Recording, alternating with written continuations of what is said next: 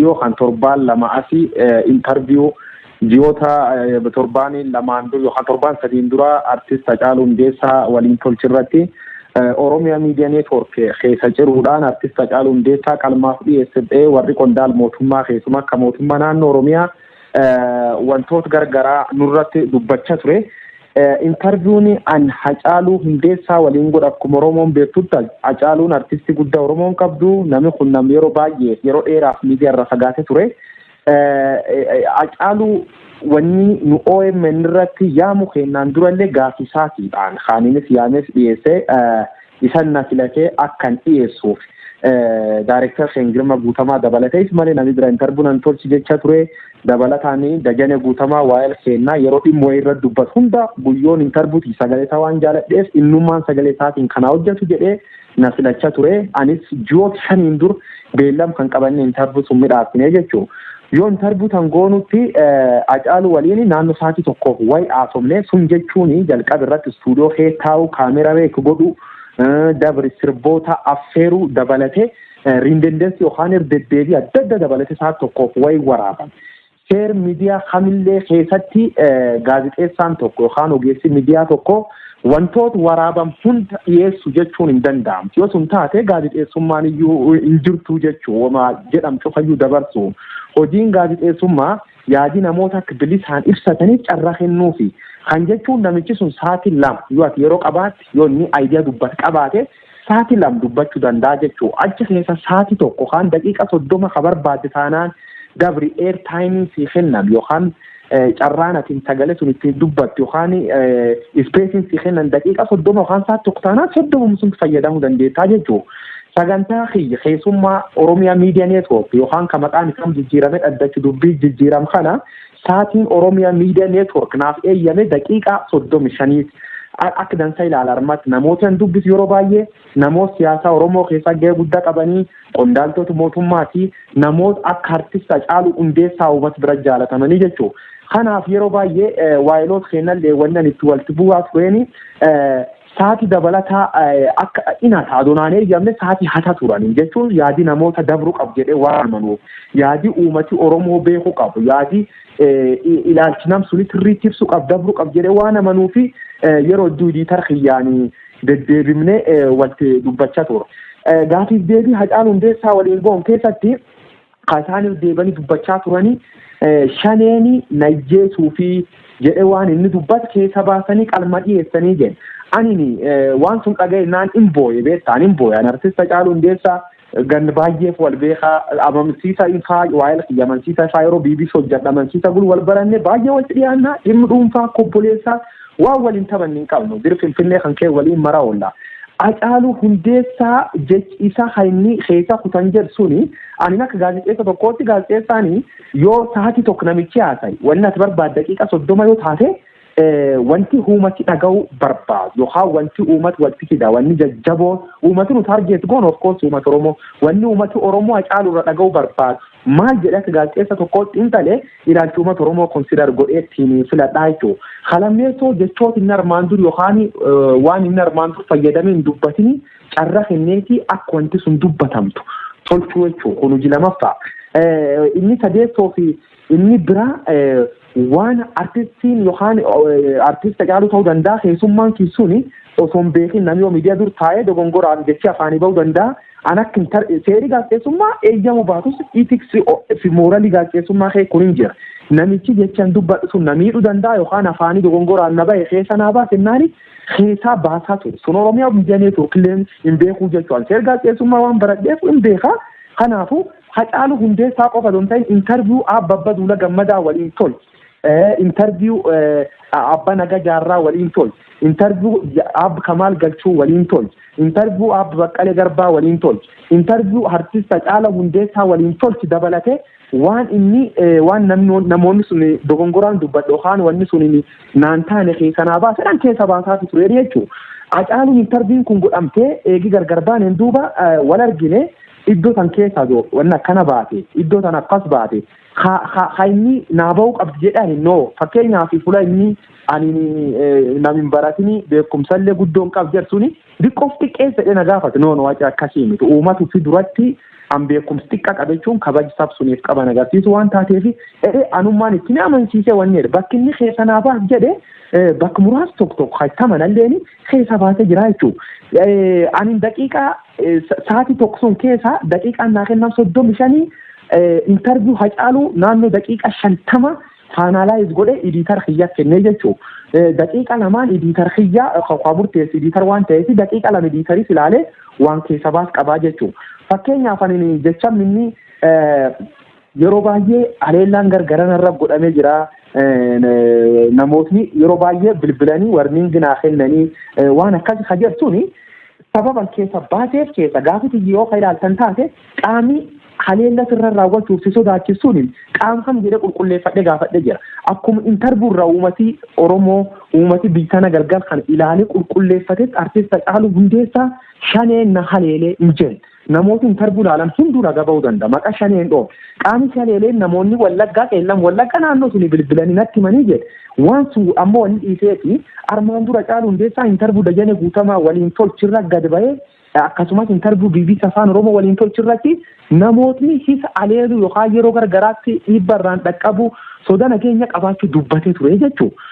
Yeroo lamaffaaf miidiyaa kan gubbaa dhiyaatetti yaadii haaraan gargara kan inni dubbatu waan jiruuf sa'aatii qabuun walqixxa ilaalee sodaan Hacaaluu sodaan nageenya Hacaaluu sodaan deddeebiin dubbate dhuga sun ammoo uummata Oromoo durallee hin beeka. Kanaafuu waan dubbataa dhalsirri hin deebis jedhee ilaalchisee galchee sun akka gaazexeessa tokkootti gaazexeessa tokkootiin keessa baasee ture jechuudha. Adoonni sila shaneen na doorsise dha dabarsu because garee wayii ayyuu maqaa dha'ee jechuudha. Kunini haaliyaan keessa baaseen sun fakkaata.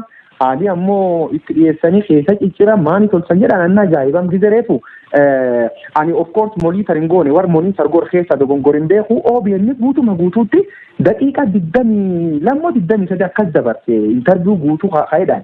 EBC ni translation nam lamaan hojjechaa daqiiqa 29 dabarse. Nu ammoo daqiiqa 47 dabarsine interview Hacaaluu ciramee jedhanii akkuma waan obboleessa keenyarra dabyaanneetti wanni akkasii haasa'uuni cubbuu waaqii jibbee jechuudha. Kunini guutuma guutuutti hojiitii keessallee hojjadheen beeku hojiitii uummata Oromoo bal'aa beeka. An dhuga Oromoo mul'isuu nam Oromoo wabaana. Yoonni nam dabatee nam cubbuu ta'eyyuu waan dhibidii fi ilmi nama miidhuuf gaazexeessummaa keessatti hojjetu. Dhuga Oromoon gaafatammoo dhuga Oromoon beeku qabdu yeroo baay'ee Hacaaluu qofa doon ta'anii namoota siyaasaa hedduullee dhiyeessee dabarsee ture jechuudha. Interviiwaaf taa'ee danda'a waliin godhu qaabachuu dandeettanii biiroo waajjira keenyatti wallolee guutuun waadaa interview godhuun dura waadaa galeefi jira. Interviewtiin waan tokko keessaan baasne waadaa naa galii naan jedhe. Aduun mari'atiin waadaa sii galee jira. Interviewtaa akkuma inni jiru dabarsine jechuudha.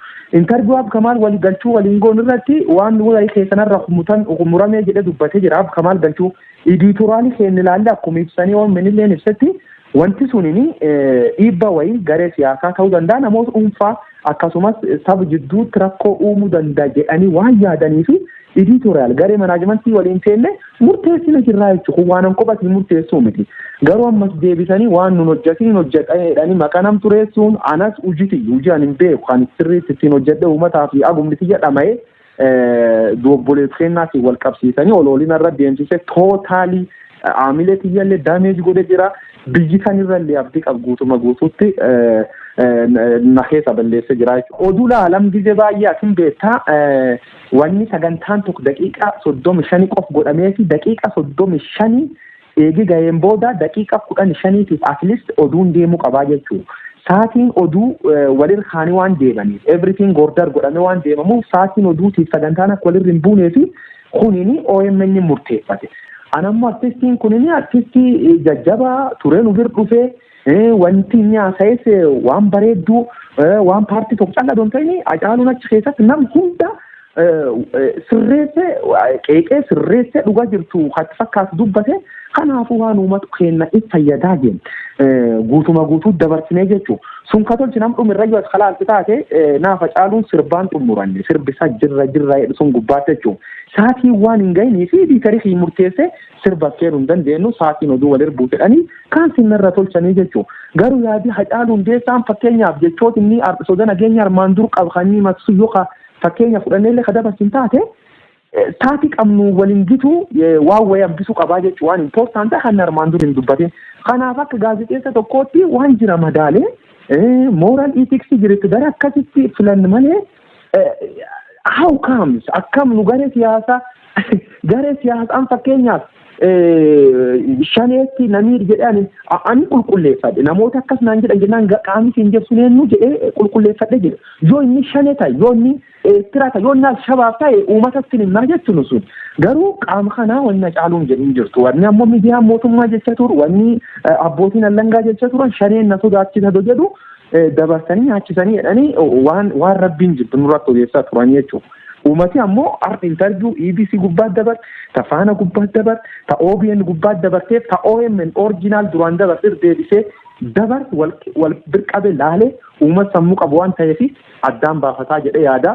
Dhugaan ammoo rabbi bir jirti rabbiilleen dhugaan beeka kanaafuu dhugaa irratti shakkiin qabu. Interview sunini akkum dabreeni naaf haqeeni eegi interview goonees interviewin duras yeroo baay'ee wal argina. Suuraa gargaraa hin qabna nam waliin jiraate konkolaataa isaatiin waliin marree wanne isa turra interviewin dabartee naani yeroo tokko interviewin booda yeroo tokko wal argine maal naan jedhe interview sun akkuma namni cufti ilaaletti reaction interview everybody namni hundu ani gaafii nan gaafachaa ture angije hedduu gaafii yoo nam gaafadhu miidiyaalee hawaasaa irraa hin qoradhaa research godha akkasumas interview ammaan dura namichi keessummaan kiisuun miidiyaa biraa waliin godhu kaan miidiyaa kee waliin godhin ilaala dabri namoota itti dhiyaatan ufillee ammoo namsuni interview dura targee beeka taphachiisee waan jira keessa wanneedhe achirratti hundaa'ee ittiin gaafii baasaa jechuudha. Qeerroo jirtuu jettaa amma ammoo feerroo bittuu jettaa jedhanii uummata duratti akka inni konfidensiidhaaf godhaniidha. Waan gaafii suniitiin fakkeenya walitti qabsiisa wanni sun ragaa online jiru ha access ta'e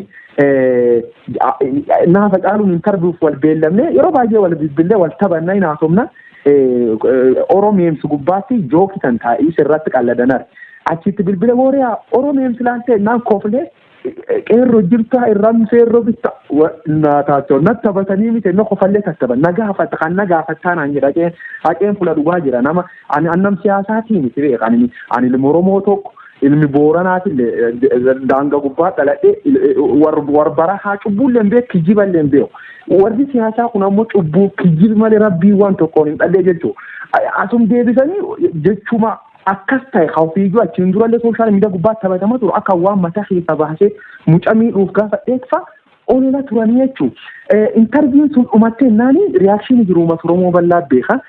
Sababa interview sunii namoonni duraan achee qeeqanis kakko hawaan tokko irratti peejii gargararra barreessan hunduu harka dhaanaafi turan jechuudha. Waaqeen torbaan sun keessatti was top anilleen interview tolchisuunii fi akka jajjabaa gammadee bakka waan bareeddu tolchee namni kun nam qarayyuu dhugaan maltee fi akka olool irratti oofan hin beekan walitti dhiyeennaan waan waliin beennuuf dhugaa isaa hin beeka warra dhugaa hin beennu hubachiisuu kiyyaa waan jajjabduu jedhee fedhe yaadaa akka gaazexeessaatti haqinni uummata Oromoo bira qabu waan mul'isu na fakkaataa jechuudha. Eegi sunillee wal agarree wal taban sodaa nageenyaa akka naa qabnatti immediately inni fuula dhugaa jira ammallee sodaa nageenya naaf qab ture. Eegi interviewin sun dabarte qaamoleen gargaraa olola adda addaa keessumattis taargeet godhanii anas waan adda addaa naan jechaa turan suura keenya gad deebisanii waa'ee jechimini likkanii dubbasuun baay'ee nu abaara turan. Maal naan jedhe atini konkolaataa sin qabdu meeshaa muutu tarkan qabdu miilaan deemta gareen tun simiidhu dandeettii naan jedhe anilleen ijaanne wanni yaadani namumsi gorsu bis tokko lubbuun guyyaa waaqi murteessu wanneetti hin gadde waan sun dhageenyaan akka jajjaba gadde duusaatiin booda immoo wannan qaabadhe guyyaa lamaffaa gubbaatti ani ijoolleen akkuma duusaa dhagaanii manna cufanii mana ba'uu na dhowwan. Ijoolleen birkana kun ijoolleen magaalaa Finfinnee kun baanga maanii guurratti olla keen keessatti iyyaa ooltee jechuudha. Sakuuritii nageenya kiyyaatiin wal qabatee sodaadhee daa'im tokko hagannaa tokko qaba jaartitii waliin olla fira tokkotti yeroof baqadhee achi ture jechuudha. Ani interviewtiyyaa yoo warri qaamoleen gargaraa